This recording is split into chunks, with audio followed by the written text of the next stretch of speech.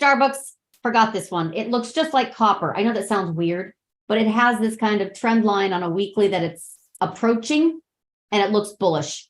So I've already mentioned copper looks very bullish with the China plays, right? Starbucks, shockingly. And I don't know how much revenue it gets from China. That's not my, I don't know. I know GM gets a lot, but that's, if this breaks above, it's obviously continuation bullish. Soon as it's got above the monthly, right back here at this 93, it was a swing long, it pulled back, it broke out, and then it broke down. It's gotten supported at 98, and now it's pushing back up.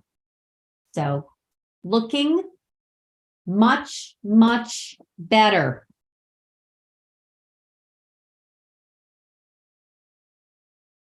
We still have lots of trends that are working. Just be careful. We even have like this I mentioned, but honestly, this gap up, it looked just like copper.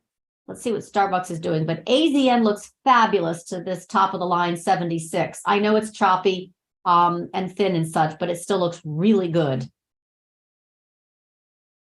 All right. Yes, this one looks great. It is a gap up above this trend line and it's moving higher. It had a similar chart to some of the other drug manufacturers that I finally got a chance to post yesterday in Swing. AZN, I also have talked about, not posted, but basically this got supported and then it gapped up. It looked very much like copper and Starbucks, and it has pushed higher. 76 is coming into play.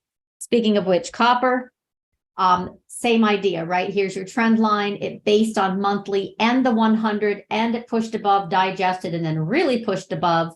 And by the way, this is tough for bonds to get going.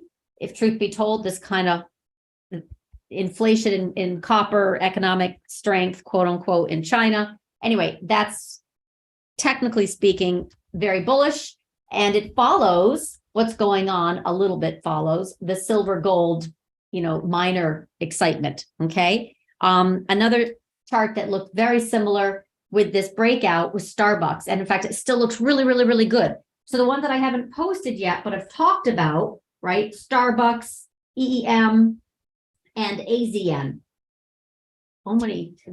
And copper. So this is all technical. Starbucks, EEM, AZN, copper, they're all like technical looks.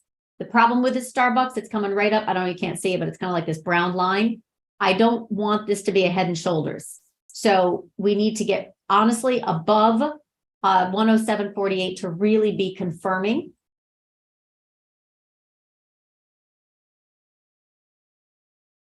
All right, so copper had already broken up higher, broken out higher from this trend line. There were three that looked very, very similar.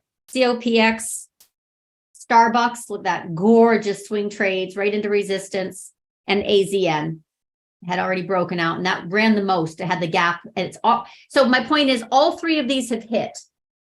So if you were following any of those, all of those on that pattern that I had highlighted, very important, right? So AZN got supported by the 50-week and then gapped up, very bullish. And it has moved all the way up to the top of that trend line. That was a swing recommended trade because of this kind of scoop pattern off of major weekly support, and it held and it moved right into price target. That should digest now. Copper, I know, completely unrelated, but with the same pattern, had the exact same very, very strong support, 34.5, moved higher inside week, and then shot higher. This is also resistance, 42.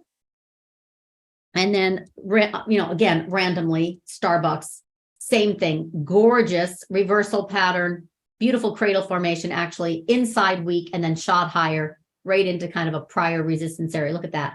Boom, sideways, boom. So I would definitely be careful about that 109.5 area. Just saying. Little digestion here. All right, so those three are all at resistance. AZN, COPX, and Starbucks.